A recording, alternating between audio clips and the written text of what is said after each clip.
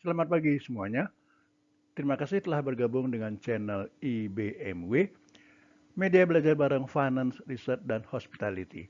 Kita membahas manajemen keuangan dengan topik Credit Risk bagian 4 pada sesi 13. Sebelum memulai sesi ini, silakan tekan tombol subscribe, like, dan share sebagai dukungan dan pemotivasi untuk pengembangan channel ini. Terima kasih dan selamat mengikuti sesi ini. Kita lanjutkan analisis kualitatif dari sesi 13 credit risk bagian 3. Yang kita bahas pada sesi ini adalah analisis kualitatif dengan penekanannya pada kolateral. Kolateral adalah jaminan yang diberikan oleh debitur kepada kreditur dalam kurung lembaga keuangan atau bank untuk mengamankan pembayaran kembali kredit yang diterima. Kolateral biasanya berupa aset fisik seperti tanah, bangunan, kendaraan, mesin, persediaan barang, dan sebagainya. Kolateral digunakan sebagai jaminan agar bank atau lembaga keuangan bisa menjual aset tersebut jika debitur gagal membayar kreditnya.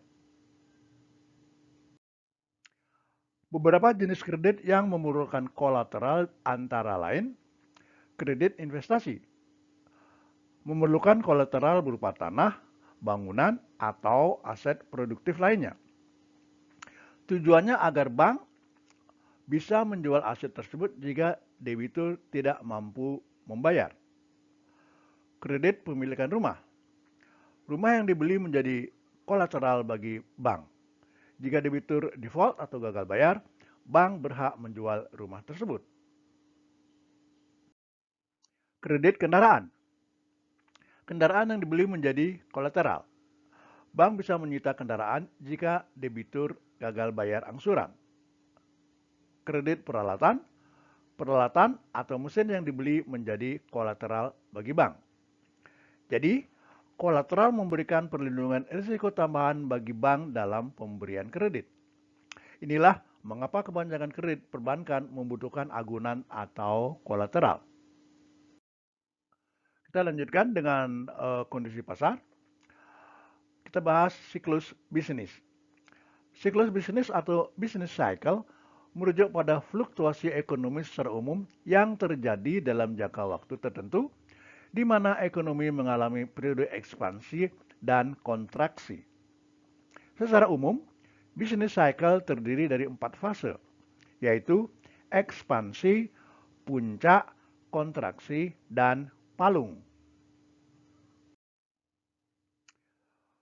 Dalam kaitannya dengan risiko kredit, business cycle memiliki pengaruh yang signifikan. Saat ekonomi berada dalam fase ekspansi, bisnis umumnya tumbuh dan pendapatan meningkat, yang dapat mengurangi risiko kredit.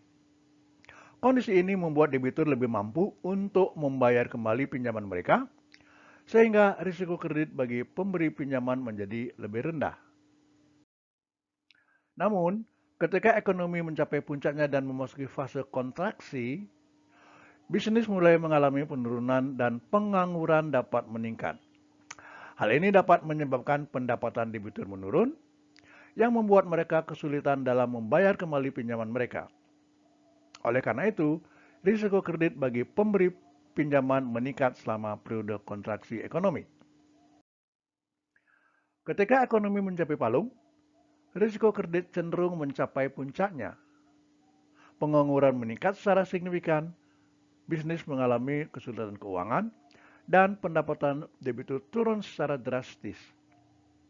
Pada titik ini, banyak debitur mungkin mengalami kesulitan untuk membayar kembali pinjaman mereka, sehingga risiko kredit bagi pemberi pinjaman menjadi sangat tinggi.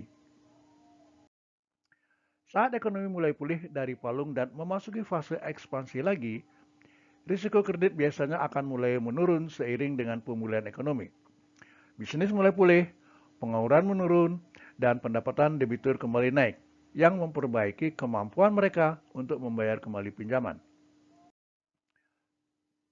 Dalam mengelola risiko kredit, penting bagi lembaga keuangan dan pemberi pinjaman lainnya untuk memperhatikan siklus bisnis dan memperhitungkan perubahan dalam kondisi ekonomi saat menilai risiko kredit.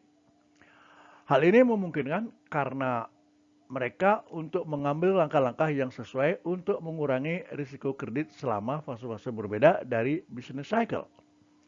Misalnya, meningkatkan standar peminjaman selama fase ekspansi dan menyesuaikan strategi pengumpulan selama periode kontraksi untuk mengelola risiko kredit dengan lebih baik. Selanjutnya kita bahas contoh terapan. Berikut adalah contoh terapan dari business cycle di industri perhotelan. Fase ekspansi. Selama fase ini, ekonomi sedang tumbuh dan berkinerja baik. Wisatawan memiliki lebih banyak uang untuk berlibur, dan permintaan akan akomodasi hotel meningkat. Dalam industri perhotelan, selama fase ekspansi ini, hotel mungkin akan melihat tingkat okupansi yang tinggi dan tarif kamar yang lebih tinggi. Beberapa hotel bahkan mungkin memutuskan untuk melakukan ekspansi atau renovasi untuk mengakomodasi permintaan yang meningkat. Puncak. Di puncak bisnis cycle, ekonomi mencapai puncak pertumbuhan. Permintaan akan akomodasi hotel mungkin mencapai puncaknya, tetapi mulai menunjukkan tanda-tanda stabilisasi atau pertumbuhan yang melambat. Selama fase ini, beberapa hotel mungkin mulai melihat penurunan dalam tingkat okupansi atau penjualan tambahan karena wisatawan menjadi lebih hati-hati dalam pengeluaran mereka atau memilih alternatif akomodasi seperti sewa tempat tinggal atau penginapan sementara. Kontraksi. Saat ekonomi memasuki fase kontraksi, permintaan akan akomodasi hotel dapat menurun secara signifikan. Orang mungkin memotong pengeluaran liburan mereka atau mengurangi frekuensi perjalanan mereka.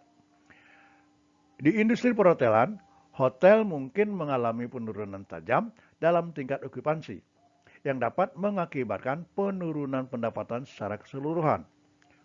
Untuk mengatasi hal ini, hotel mungkin perlu mengurangi biaya operasional atau menawarkan promosi dan diskon untuk menarik wisatawan.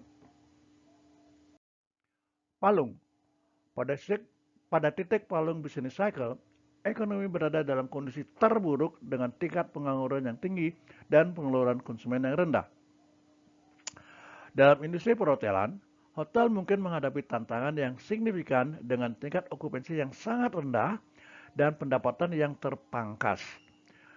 Beberapa hotel mungkin terpaksa menutup atau bahkan melakukan pemotongan staf untuk bertahan. Dengan memahami bagaimana bisnis cycle memengaruhi permintaan akan akomodasi hotel, manajemen hotel dapat mengambil langkah-langkah proaktif untuk mengelola bisnis mereka dengan lebih efektif selama setiap fase dari siklus tersebut. Misalnya, mereka dapat menyesuaikan strategi harga, mengoptimalkan biaya operasional, atau menawarkan paket promosi khusus untuk menarik wisatawan selama periode kontraksi atau palung. Demikian akhir dari sesi ini. Terima kasih.